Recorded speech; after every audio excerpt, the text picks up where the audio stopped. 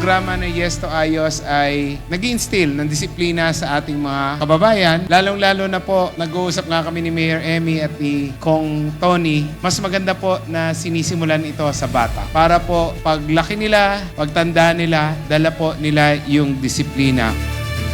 Sapagkat kami naniniwala, ang mga disiplinadong kabataan, ito talaga ang tunay na pag-asa ng bayan. Maraming problema na kinakaharap ng MMDA ang nagsisimula sa disiplina. Baha, basura, traffic. Sa basura pa lang, ito ang nagkukos ng baha na consequently, ito ang nagkukos ng traffic. Bakit? Merong basura sa kalsada. Disiplina ang sagot. Itong campaign na to, pinapaalala sa atin na hindi lang kailangang maging disiplinado tayong lahat. Kung hindi, talagang ito ay responsibilidad ng bawat mamamayan.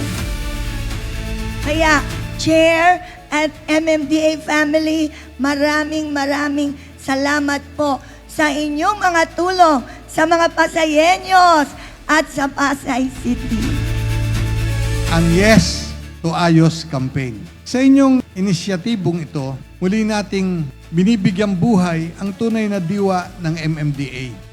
Ang paggabay sa atin tungo sa pagiging mamayang mahusay at disiplinado.